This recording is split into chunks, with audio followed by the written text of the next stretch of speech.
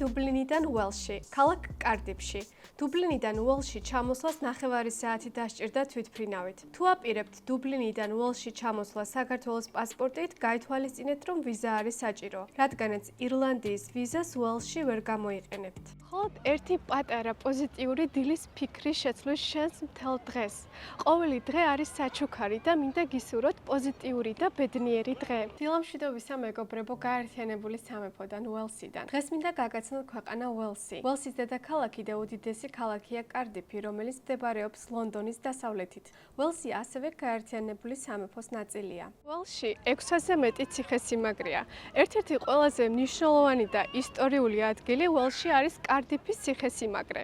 უელსის დედაქალაქი არის კარდიფი. სიტყვა კარდიფი მოდის უელსური სიტყვისგან Cardiff, რაც ნიშნავს ციხესიმაგრე მდინარე ტავზე.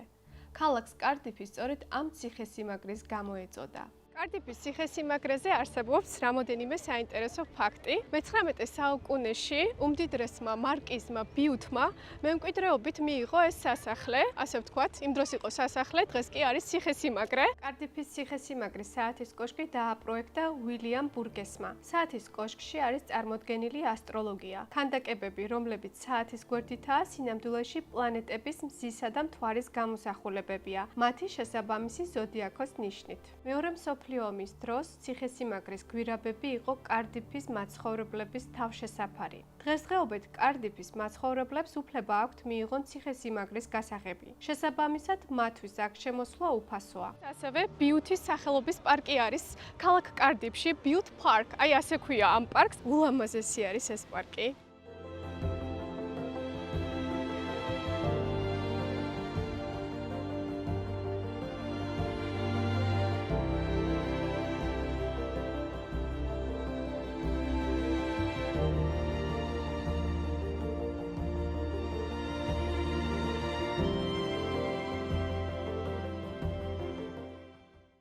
უელსის ოფიციალური ენა არის ინგლისური და უელსური ენა, თუმცა ამჟამად უელსში უელსური ენა არის უმცირესობის ენა და მოსახლეობის მხოლოდ 20% საუბრობს უელსურ ენაზე. მე-16 საუკუნეში მეფე ჰენრი მერვე მიიღო კანონი, რომელიც ადგენდა, რომ ინგლისური ენა უნდა ყოფილიყო სასამართლოს ერთადერთი ენა უელსში. ვინც მხოლოდ უელსურად საუბრობდა, არ ჰქონდა მუშაობის უფლება უელსში. ინგლისის მთავრობამ გააკრიტიკა უელსელი ხალხის მორალი. ინგლისური ენა დაწინაურდა როგორც სოციალური და ეკონომიკური პროგრესის ენა, ხოლო უელსური ენა დაასახელეს როგორც ჩამორჩენილი ენა. უელსის მოსახლეობა არ დაეთანხმა ინგლისის მთავრობას, ამიტომაც უელსელებმა დაიწყეს ემიგრაცია სხვა ქვეყნებში.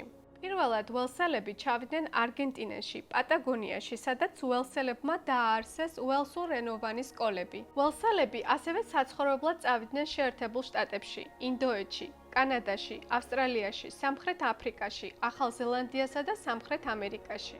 საინტერესო ფაქტი, მსოფლიოში ყველაზე გრძელი ადგილის ერთსიტყვიანი სახელი არის ჩრდილოეთ უელსში, სოფლის სახელი, რომელიც ასე წარმოითქმევა. Llanfair Pwllgwyngyll Goger Chwrndrobwll Llantysilio Gogogoch. მიუხედავად იმისა, რომ უელსის მოსახლეობას არ სურდათ თავიანთი კულტურის განზავება ინგლისური ენის გავლენით, დღეს ინგლისური ენა უპირატესობით სარგებლობს უელსში. აქ უელსში მანქანას მართავენ გზის მარცხენა მხარეს, ისევე როგორც ინგლისში, შოტლანდიასა და ირლანდიაში.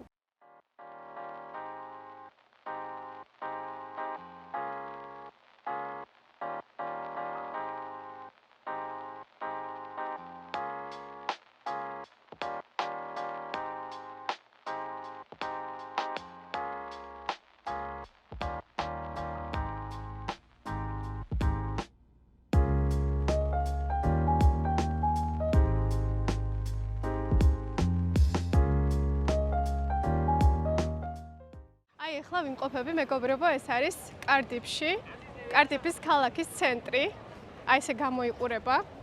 საკმაოდ ხმაურიანი არის აი ეს ადგილი სხვა ქუჩებისგან განსხვავებით. ხობთ გაითვალისწინოთ, რომ ეს ჩემი პირადი გამოცდილებაა, როცა მოგზაურობ სხვადასხვა ქვეყანაში და შესაბამისად ყველა ადამიანს სხვადასხვა გამოცდილება ექნება მოგზაურობისას. მე დღეს გიზიარებთ ჩემს პირად გამოცდილებას და ემოციებს ქალაქ კარდიფში. სახლიდან ქალაქის ცენტრამდე ფეხით 40 წუთი დამჭირდა. უცნაური შეგრძნება დამეუფლა, როცა ქუჩები ასეთი ცარიელი ვნახე. არც ერთი ფეხით მოსიარული ადამიანი არ იყო ქუჩაში. ძალიან გამიკვირდა და ამავდროულად შემეშინდა. საბედნიეროდ ცუდი არაფერი შემემთხა, თუმცა ამის შემდეგ ფეხით არ წავსულარ ქალაქში და ავტობუსით მგზავრობდი. ასევე უცნაურად მომეჩვენა სახლი, სადაც დავრჩი კარდიფში. პირველი რაც თვალში მომხვდა, ბასრი მავთულით შემოღობილია აპარტამენტების კომპლექსი და კამერები ყველა კუთხეში.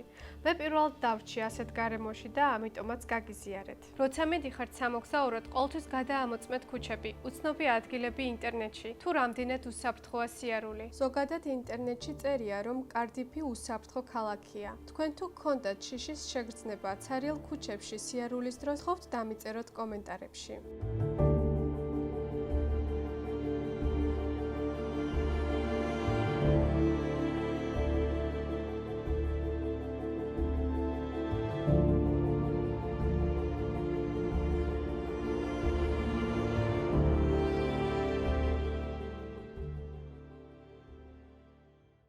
ქალაქი კარდიფი ცნობილია როგორც რამოდენიმე ფილმის გადაღების ადგილი. ერთ-ერთია BBC-ს ცნობილი ბრიტანული სერიალი შერლოკი. ასევე კარდიფის მომხიბლავი ეროვნული მუზეუმი გამოყენებულია ფილმის გადაღების რამოდენიმე სცენაში. ძალიან მიხარია, რომ აღმოვაჩინე შერლოკის სცენიდან ერთ-ერთი ეპიზოდი, ბრმა ბანკირი, აი ასე ქვია ამ ეპიზოდს შერლოკში და ჯონ ვოტსონი სწორედ ჩამორბის აი ამ კიბეებიდან. ძალიან საინტერესო ფაქტი არის, არა? ძალიან მიხარია, რომ გაგიზიარეთ ეს ფაქტი, რომ შერლოკი BBC-ს მიერ გადაღებული ბრიტანული სერიალი სწორედ აი აქ კარდიფის ეროვნულ მუზეუმშია გადაღებული. კარდიფის ეროვნულ მუზეუმში ვესტუმრე BBC-ს გამოფენას. BBC აღნიშნავს 100 წლის მაუწყებლობას. საინტერესო ფაქტი, ბრიტანეთის სამაუწყებლო კორპორაციის ისტორია უელსში, ქალაქ კარდიფში იწყება. უფრო მეტიც, პირველი გადაცემა კარდიფში, კასლ ქუჩაზე მდებარე პატარა სტუდიაში 100 წლის წინ დაიწყო. აქ ასევე წერია, რომ ართურ კონან დოილის კლასიკის თანამედროვე ინტერპრეტაცია შერლოკის ფილმის წარმოება სწორედ აქ, უელსში დაიწყო. ასევე BBC-ს გამოფენაზე ვნახე ქურთუკი, რომელიც აცვია ბენედიქტ კამბერბეჩს ფილმში შერლოკი.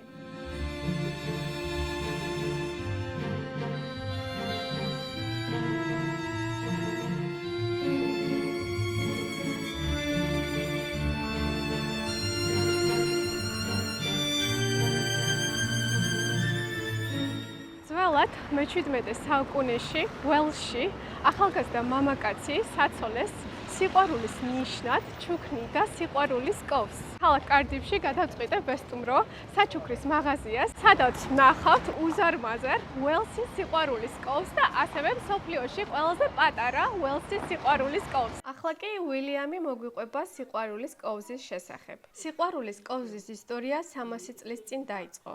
მეზღვაურები ხანგრძლივი მოგზაურობის დროს ამოჭრიდნენ ღუზას და მეზღვაური ჩუქნიდა გრავირებულ კოვს თავის რჩეულს მოწონების ნიშნად. უელსში სიყვარული და მოწონება განისაზღვრებოდა სიყვარულის კოვზის გრავირებით.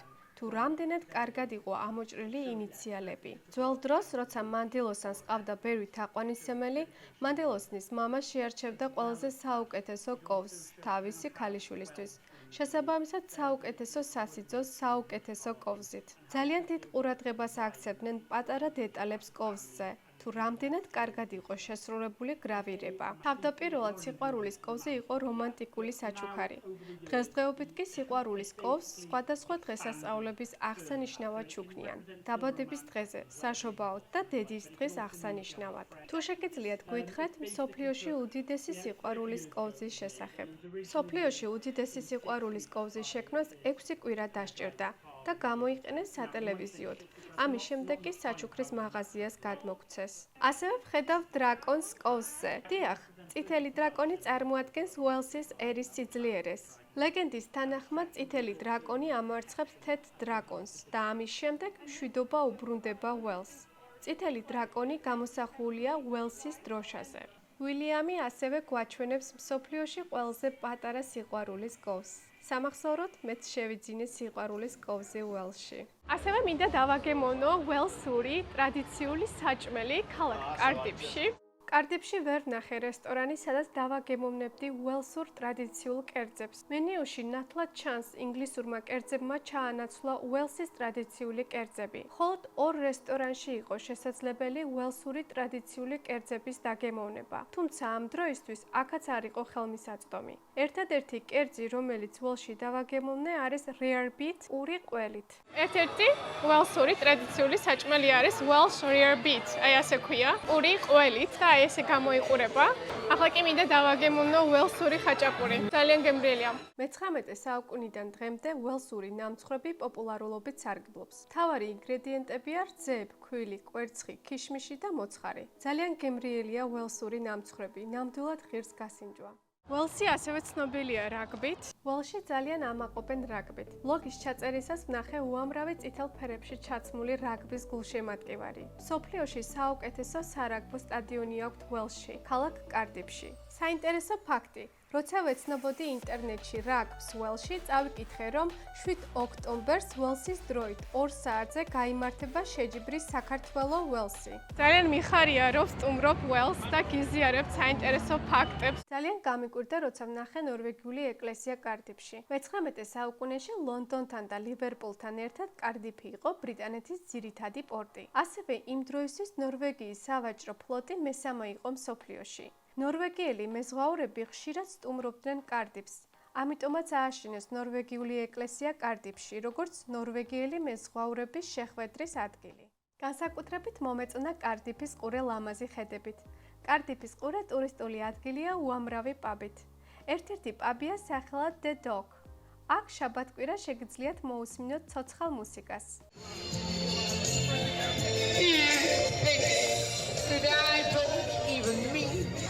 A single word I say, if only it was all I had to take your heart away. ასევე მინდა აღვნიშნო ფენართ მარინა. ეს არის ნავსადგური კარდიფში. აქ სახლები ძალიან მდიდრულად გამოიყურება.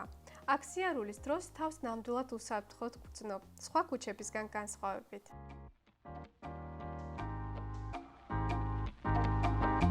ღამე კარდიფი საკმაოდ ხმაურიანია. ქალაქის ცენტრში ბევრ გასართობ ადგილს ნახავთ. Flight Club ეს არის ბარი, სადაც შეგიძლიათ ითამაშოთ დარტსი, ისრების სროლა. ასევე ერთ-ერთი პოპულარული ადგილია Golf Funk, სადაც ვითამაშე მინი გოლფი და ძალიან მომეწონა აქაური ინტერიერი.